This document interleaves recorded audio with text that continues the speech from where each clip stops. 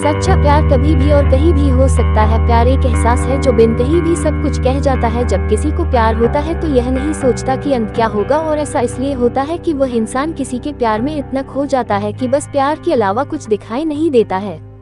दोस्तों, मैं आपको सच्चा प्यार करने वाले एक प्रेमी जोड़े की कहानी सुनाने जा रही हूँ, जो कि उम्मीद है आपकी दिल को छू जाएगी। एक लड़का था, वो एक लड़की से बहुत प्यार करता था। वो उस लड़की के लिए कुछ भी कर सकता था, पर दिक्कत ये थी, लड़का गरीब घर से था जबकि लड़की बहुत अमीर घर से थी। और वह दिक्कत ये थी कि लड़का अलग कास्ट का था। एक वजह से दोनों के प्यार में बहुत कठिनाई थी। वह लड़का उस लड़की से अक्सर पूछता था, क्या तुम मुझसे शादी करोगे? लड़की जवाब देती है, मैं तो तुमसे ही शादी करना चाहती हूँ, पर मेरा घर वाले राजी नहीं होंगे और मैं भागकर शादी नहीं कर सकती हूँ। ये समाज बहुत बुरा है, हमें जीने नहीं देगा। और लड़का उससे कहता है, ठीक है, जब मैं अपने पैरों पर खड़े हो जाऊंगा तो तुम्हारे पापा के पास तुम्हारे हाथ मांग लूंगा। लड़की हंसकर कहती है, शादी में क्या रखा है कि शादी के बाद मेरे दिल में तुम्हारे प्यार कम हो जाएगा। ये सुनकर लड़का सोच में पड़ जाता है, मगर वह जैसा तैसा हंसकर जवाब देता है कि तुम मुझसे शादी के बाद भूल जाओगी। इस पर लड़की का जवाब होता है, ऐसा कभी नहीं होगा और मेरी सांस रुक सकती है, पर मेरा प्यार तुम्हारे लिए कभी कम नहीं होगा। दोस्तों, समय बिता गया। कुछ समय बाद लड़की घर वाले उसके लिए लड़का देखने लगा, और सच जानने के बाद वह लड़का जो कि उस लड़की से बहुत प्यार करता था, वह उस लड़की के दिल में अपने लिए नफरत भर लिया। वह लड़का जानबूझकर ऐसा करता था कि वह लड़की उसे नफरत करने लगे, और ठीक वैसा ही हुआ जैसा वह लड़का चाहता था। उस लड़के ने कुछ ऐसा किया जैसे लड़की ने उसे नफरत करने लगा। उस लड़की की शादी किसी और से शादी तय कर दी गई, पर वह अंदर ही अंदर बहुत दुखी था।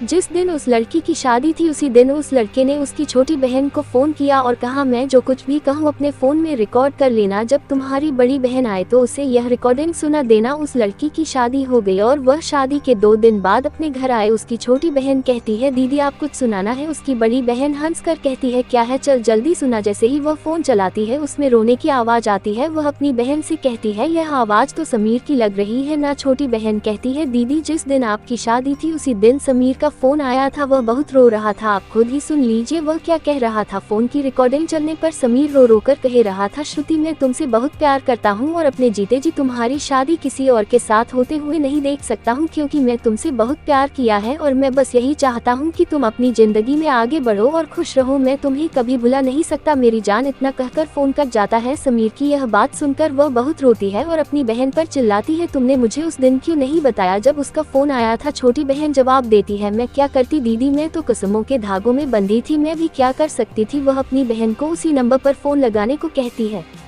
जैसे उस लड़के ने फोन किया था। छोटी बहन बोलती है, क्यों दीदी, परंतु वह छोटी बहन को बहुत गुस्से में डांट देती है और गुस्से में कहती है, चल फोन लगा। और वह जल्दी से फोन लगाती है, रिंग होती है और दूसरी तरफ फोन उठा है और उधर से आवाज आती है, हेलो हेलो आंटी जी, समीर कहाँ है। समीर की माँ रोने लगती है और कहती है, बेटी समीर इस दुनिया में नहीं रहा। वह चौंक जाती है और पूछती है, आंटी यह सब कैसे हुआ और कब हुआ और कैसे हुआ। समीर की मां कहती है, पता नहीं, मेरे समीर ने जिंदगी को अपने आप से दूर कर डाला, कसम खाली किसी से शादी नहीं करूंगा। लड़की बोली, आंटी कब की बात है। समीर की मां ने कहा, 10 जुलाई को। ये सब सुनकर वह लड़की फोन काट देती है। पता है दोस्तों, 10 जुलाई को क्या था, उसकी प्रेमिका श्रुति की शादी थी। यह सब सुनकर वह बहुत रोए और रो रो कर कहने लगी, मैंने अपने समीर पर विश्वास क्यों नहीं किया। अगर मैं उस पर विश्वास कर लेती तो मेरा समीर इस तरह जिंदा होकर भी मुर्दा नहीं होता।